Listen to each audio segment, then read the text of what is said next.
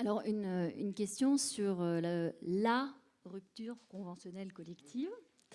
C'est un dispositif qui est très intéressant, qui, bon, je pense, va être beaucoup demandé aussi par les entreprises, par nos clients. Et en fait, la question se pose de l'articulation de la RCC et d'un PSE. C'est-à-dire que bon, la RCC, ça a vocation aussi à remplacer un PSE, un PDV autonome, un plan de départ volontaire autonome. Cependant, quelquefois, on n'aboutit pas à l'objectif recherché, donc on a donné un nombre de départs, sauf qu'on n'arrive pas à ce nombre de départs. Et alors, la difficulté, c'est que la RCC, c'est sans motif économique. Bon, il y a certes des obligations de revitalisation, il y a un certain nombre d'obligations et de choses qui doivent figurer dans la RCC, mais enfin dans ce dispositif et dans la négociation. Sauf qu'ensuite, il est possible qu'on n'atteint pas l'objectif. Donc derrière, et combien de temps après, et dans quelles conditions peut-on mettre en place finalement un PSE, parce qu'on sera contraint d'aller dans cette direction. Alors là, je vais être transparent avec vous. Je ne vais pas vous apporter de réponse claire et précise sur ce sujet. Mais pourquoi je ne vais pas vous apporter de réponse claire et précise? Parce que je ne vais pas être plus clair et plus précis que ne l'était la situation antérieure. La situation antérieure, c'était quoi? C'est vous aviez des PDV autonomes et puis vous aviez des situations où, après un PDV autonome, on pouvait embrayer sur quelque chose. Est-ce qu'on savait dire, dans la situation antérieure, quel était le délai précis qui séparait la phase 1 de la phase 2? Alors non. Pour le délai, non, on avait un motif économique. Oui, oui, mais ça, c'est un autre sujet. Mais sur la question du fait de prendre en compte un délai de décence, entre guillemets, pour admettre que l'on puisse passer d'une phase à une autre, on n'avait pas de réponse ferme et définitive. Et je pense, je vais être un peu provocateur, et je pense que c'est bien. C'est bien pourquoi? Parce qu'en la matière, la souplesse est un élément essentiel. Si demain on commence à dire, ah oui, mais attention, c'est 15 jours, ou c'est 3 semaines, ou c'est 1 mois, ou c'est 2 mois, ou autre chose, j'en sais rien, on va nous dire, mais attendez, mais alors moi dans ma situation, c'est urgent, je ne peux pas faire autrement, ou au contraire, nous on a fait ça très longtemps après, enfin oui. Donc après, je pense que tout ça sera soumis à l'appréciation de l'ensemble des acteurs. Et je pense à la manière dont les choses ont été faites au début, c'est-à-dire à l'intentionnalité aussi qui était celle des acteurs au moment où le processus a été initié.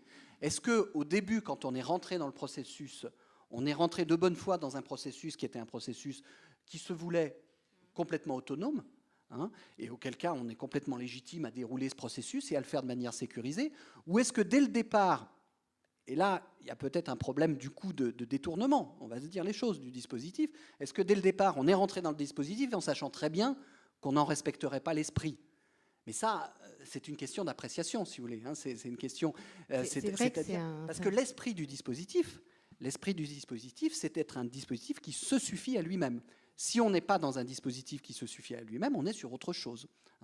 Si on se rend compte après que le dispositif ne se suffisait pas à lui-même, on en a tout à fait la possibilité, bien évidemment. Mais on le fait après. On le fait après, alors qu'on était rentré dans ce cadre-là. Voilà. Bon. Après, je pense que le point vraiment sur lequel les pouvoirs publics seront vigilants, c'est pas tellement ça, parce que ça, je pense que ça sera une question d'appréciation et de suivi de la manière dont le système est maîtrisé par les acteurs, et puis surtout avec la garantie de la négociation collective, qui est un point quand même important. Non, ce sur quoi les pouvoirs publics seront vigilants, je vais y revenir vraiment avec beaucoup de force, c'est le fait que ça ne soit pas un système qui vise à faire peser sur les finances publiques des mesures d'âge, en réalité. Voilà, ça, c'est vraiment là-dessus qu'il y aura un contrôle extrêmement vigilant. C'est là-dessus principalement. C'est vrai que je vous rejoins complètement, et c'est des choses, vous parliez de la PDE tout à l'heure. Nous, on est souvent en prise avec des entreprises qui nous disent finalement quel est le système qui va être le plus opportun pour nous. Et je partage votre point, c'est la manière dont on définit la problématique qui permet d'évaluer quelle est la bonne stratégie. Et il n'y a pas de réponse, on ne peut pas appuyer sur un bouton pour trouver la bonne réponse. Et vous parliez des APDE, le client se demandait est-ce qu'on engage un plan social? Est-ce qu'on engage un APDE parce qu'il y avait un véritable enjeu d'augmentation du temps de travail? On a mis plusieurs jours avant d'arriver à construire la bonne réponse sur cet enjeu.